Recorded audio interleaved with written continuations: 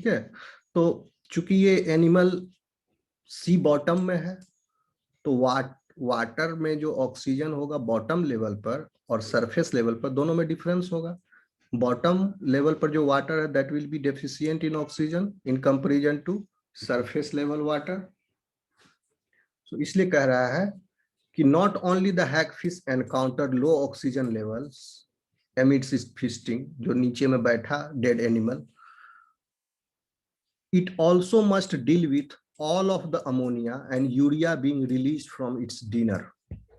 उस मछली के अंदर यूरिया और अमोनिया जितना था वो भी उससे रिलीज हुआ, और साथ में लो ऑक्सीजन लेवल भी है, which brings us to our next point that hagfish is exposed to very high amounts of nitrogenous waste from the water surrounding it while it is eating, जब खा रहा है तो, as well as from its own metabolizing of its high protein diet। साथ ही साथ इसके, चूंकि ये डायरेक्ट प्रोटीन ही बॉडी को, फ्लेश को, बॉडी को ईट कर रहा है ये, तो इसका डाइट भी जो है हाई प्रोटीन डाइट है।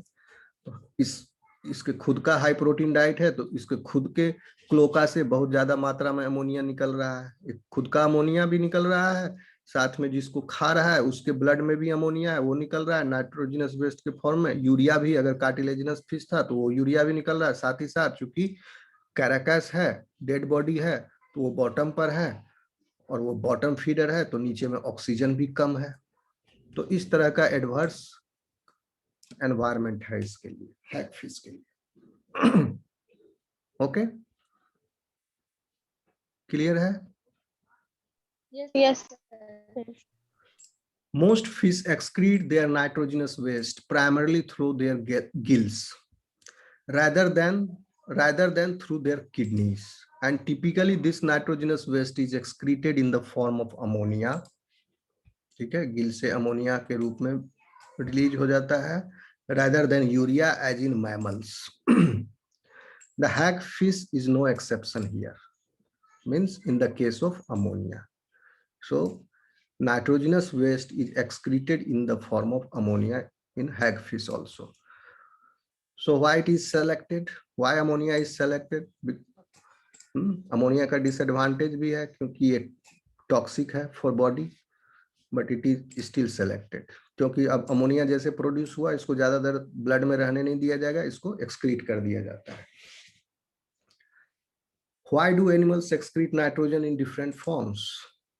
Because ammonia is very energetically cheap to make, so cost is low, cost very little ATP, but इसका सस्ता है बट क्वालिटी खराब है, but is highly toxic, moderately toxic भी नहीं, हाईली टॉक्सिक है। Urea on the other hand is metabolically expensive, इसको बनाना खर्चीला सौदा है, but is less toxic. Okay, so like other fish, the hagfish lives in an environment where plenty of water is present to wash away the toxic ammonia। So by this it is allowing them to conserve energy, ATP। We land dwellers don't have enough water to prevent ammonia toxicity। ठीक है, ammonia के form में रहता तो हमको भी हमेशा नाक से पानी लेते रहना पड़ता और निकालते रहना पड़ता, ये सिर्फ फिश ही कर सकता है। लैंड ड्वेलर्स, इसीलिए तो लैंड ड्वेलर्स बने हुए, लैंड ड्वेलर्स के लिए पॉसिबल नहीं है। So water to prevent ammonia toxicity, so using ATP to make urea is a better deal for us। तो हम लोग इसके बदले ATP खर्च करते हैं। You know this? Clear this concept to you? Yes. Okay. So hagfish does have one particular quality that distinguishes it from other fishes in terms of nitrogenous waste handling। The hagfish is able to actively excrete ammonia across its skin। ये भी कर रहा है, देखिए skin जो है इसका respiratory system का भी भाग है और एक्सक्रीटरी सिस्टम में भी स्किन पार्टिसिपेट कर रहा है। And what it is doing in the glomerulus it was the passive transport, here it is active transport. Passive transport मतलब हायर कंसंट्रेशन ब्लड प्लाज्मा में अमोनिया का जो प्रोड्यूस हो रहा था टिश्यू में, और ब्लड प्राइमरी फिल्ट्रेट जो है, ब्लड फिल्ट्रेट जो यूरिन प्रोड्यूस हुआ इन दैट, क्योंकि वो बाहर की तरफ एक्सटर्नल एनवायरनमेंट से वो इनकंटिन्यूअस है, तो वहां लो कंसंट्रेशन है, तो यहाँ पर पैसिवली हो रहा था। बट यहाँ पर क्या है, स्किन में एक्टिवली हो रहा है, and skin also is participating in excretory system. Okay, कहाँ गया लाइन वो? Another surprising quality of hagfish skin is its ability to know additional The second line, 9th point का second line. The hagfish does have one particular quality that distinguishes it from other fish in terms of nitrogenous waste handling. The hagfish is able to actively excrete ammonia across its skin. Okay, this is not simple diffusion, as the hagfish is often faced with large amount of ammonia in its environment. It must excrete against a concentration gradient. ठीक है, skin के चारों तरफ इसका environment कैसा है, जो कि अमोनिया रिच है, क्योंकि इसका खुद का अमोनिया भी निकल रहा है, तो स्किन जो है इस वजह से it is not diffusion process, active transport हो रहा है। एक्टिव ट्रांसपोर्ट का मतलब इसमें इसको एनर्जी खर्च करना पड़ रहा है to excrete the ammonia out via skin. इसमें एनर्जी खर्च हो रहा है क्योंकि against a concentration gradient. This additional mechanism of nitrogenous waste excretion may reflect how uniquely the hagfish has adapted to environments with high ammonia and urea. खाते समय भी इसको हाई अमोनिया और यूरिया से भेंट है, और इसको एक्सक्रीशन के टाइम में भी हाई अमोनिया और यूरिया से भेंट है। ठीक है, so another surprising quality of hagfish skin is its ability to absorb amino acids. देखिए इसका स्किन जो है अमाइनो एसिड्स को भी एब्जॉर्ब कर सकता है, doubling its duty as not only an excretory organ but also as an organ for nutrient acquisition. तो डाइजेस्टिव सिस्टम में भी इसका स्किन का is accessory organ. So skin is accessory organ for the respiratory system, excretory system and digestive system. Okay, क्योंकि skin के through भी amino acids absorb कर लिया।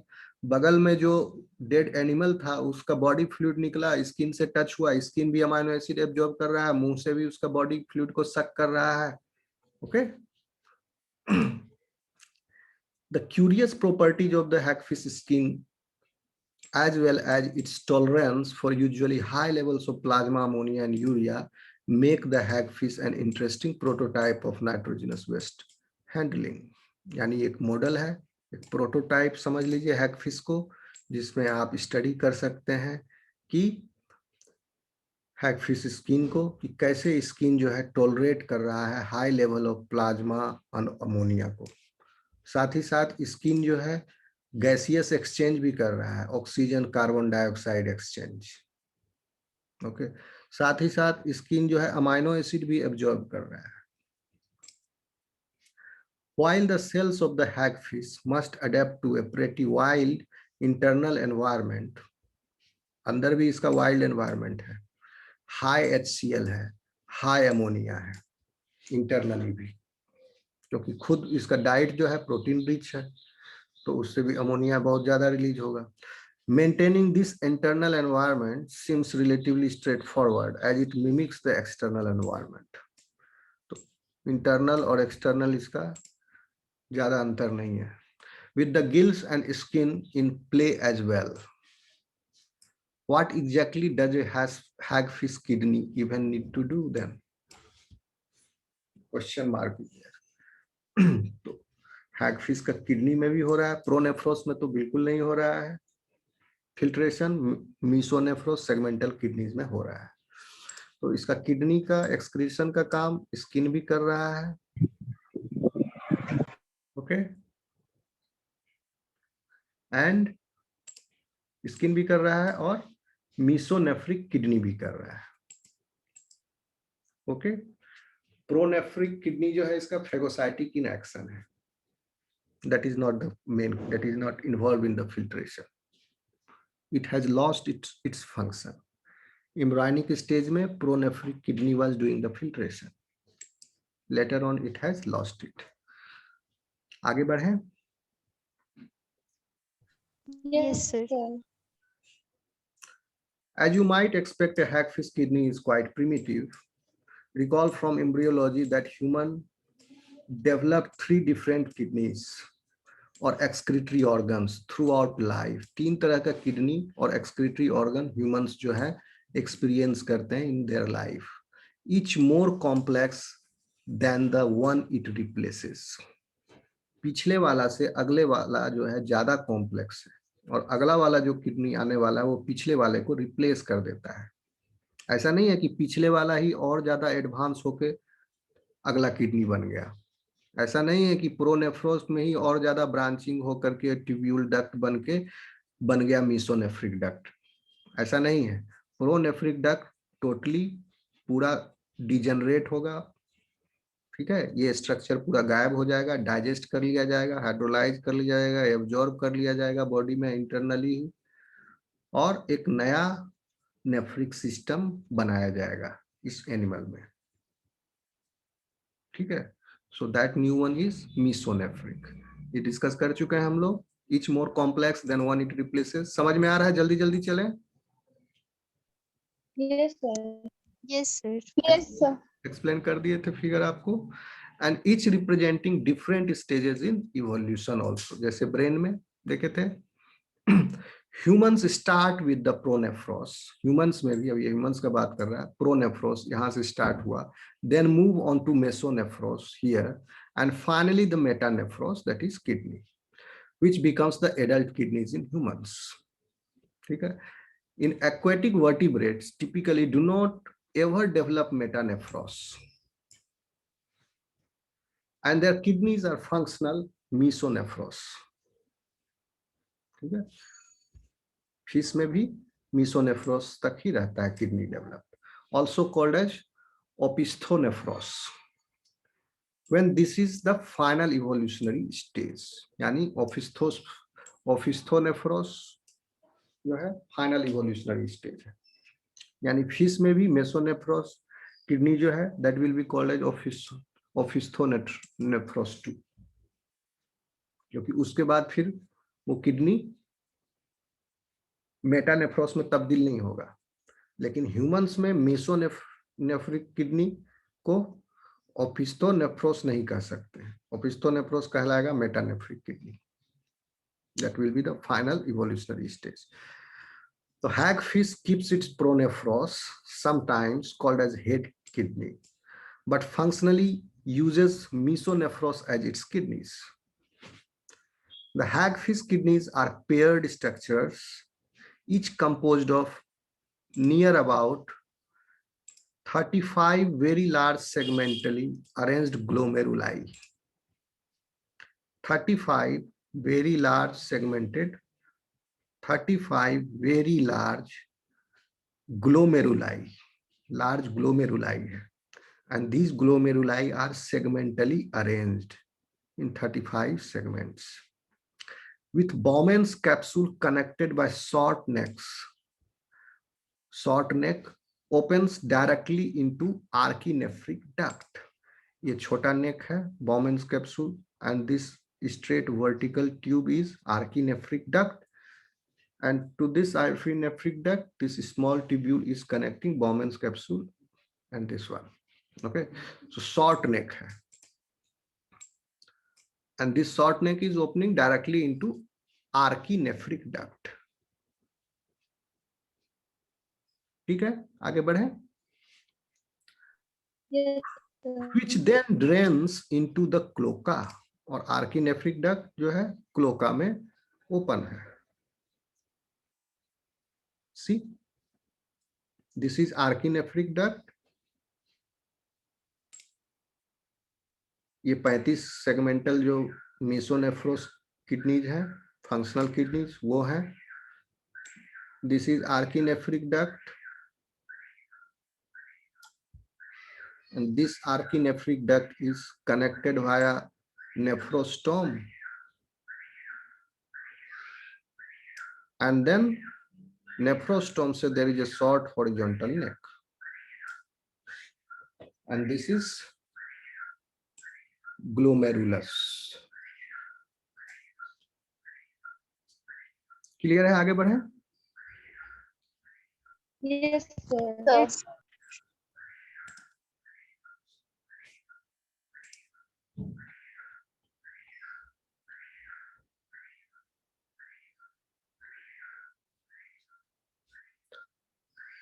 Which then drains into the cloaca. The archinephric duct is lined with epithelial cells and has a bruised border which resembles the proximal tubule. So, evolutionary, this will develop into proximal tubule in higher animals. And this is bruised bordered, यानी बहुत सारे cilias हैं to the internal lining of these epithelial cells. So epithelial cell का होना जरूरी है, क्योंकि epithelial cell के अलावा connective tissue cell तो हो नहीं सकता है. अगर connective tissue cell हो जाएगा तो फिर reabsorption of solutes and water कैसे हो सकता है? इसमें तो water का नहीं होता है. Water का absorption land animals में होता है. Okay? तो इपिथेलियल सेल के थ्रू ही सिक्रीट भी हो सकता है सब्सटेंस और एब्जॉर्ब हो सकता है. इसीलिए इंटेस्टाइनम का इंटरनल लाइनिंग सेल वो इपिथेलियल सेल सिक्रीट होगा. Mucus secreting cell lining your nasopharyngeal region, that is all again epithelial cells. Okay, so epithelial cells are present on skin surface also, outer surface, but that is epithelial cell is highly keratinized. ठीक है, उसमें केरेटराइज हो गया, केरेटनाइज से वो water absorb नहीं कर पाएगा. So all over these linings, outer जो भी इंटरफेस है आउटर एनवायरनमेंट से इंटरनल एनवायरनमेंट का इंटरफेस, वहां पर इपिथेलियल सेल्स होते हैं. क्लियर है? आगे बढ़े.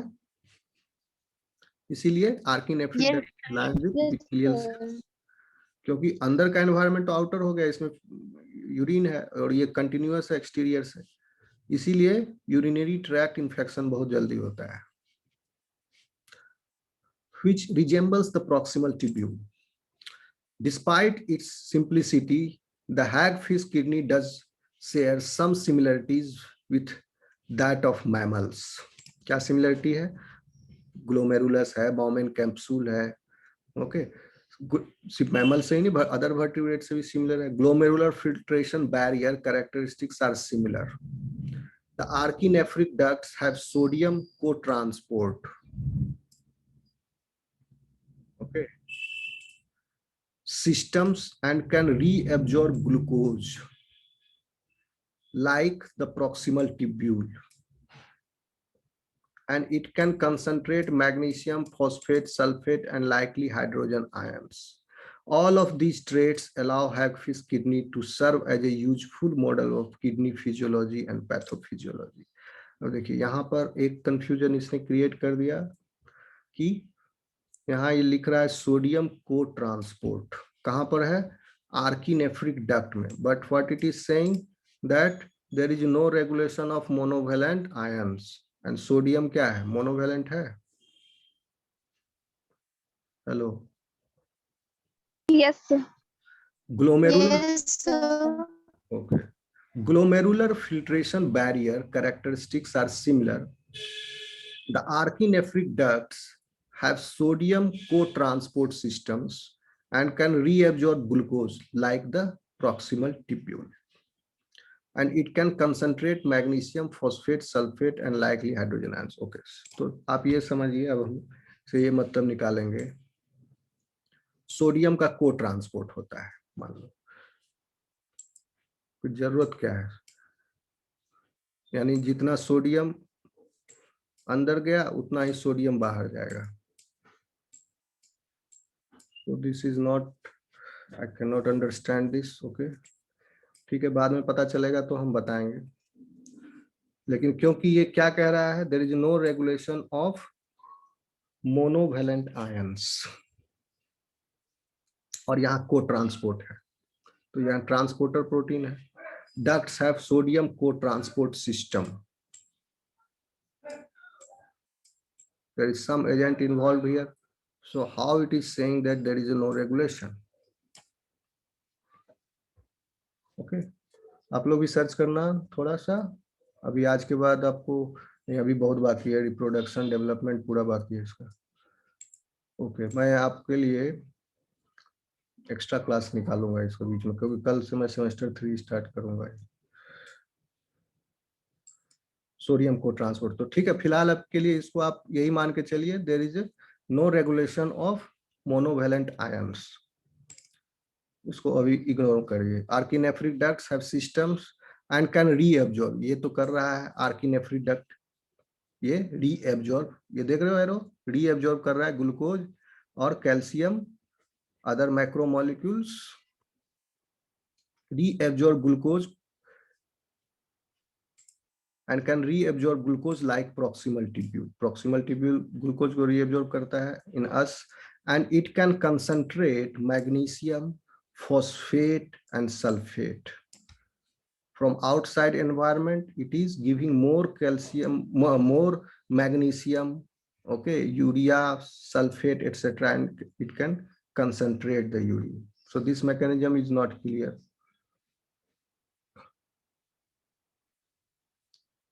And likely hydrogen ions, hydrogen ion add करेगा तो क्या होगा, और ज्यादा एसिडिक हो जाएगा यूरिन.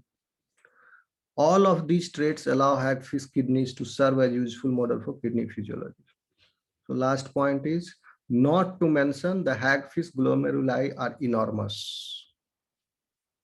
ठीक है, hagfish glomeruli are enormous, 500 to 1500 micrometer in diameter, about 10 times larger than most of the mammals. Mammal के ग्लोमेरुलाई से इसका ग्लोमेरुलाई है 10 टाइम्स बड़ा, making them easy to dissect and use in isolated glomerular studies. Glomerular studies में इसको use करते हैं study करने के लिए. Isolated hagfish glomeruli have been used to study the effects of hormones or hemodynamic changes. Hormone का study भी करने के लिए on glomerular filtration and to demonstrate hemodynamic changes on glomerular filtration and to demonstrate mechanisms of toxicity of heavy metals such as cadmium, medications such as adriamycin. तो drug metabolism को study करने में भी use करते हैं कि whether the applied drug in that solution, this glomerulus is able to filter it or not, whether it filters out or whether it passes out that drug in the urine. Okay. Yes sir. So here your complete excretory system. किसी को कुछ सवाल करना है?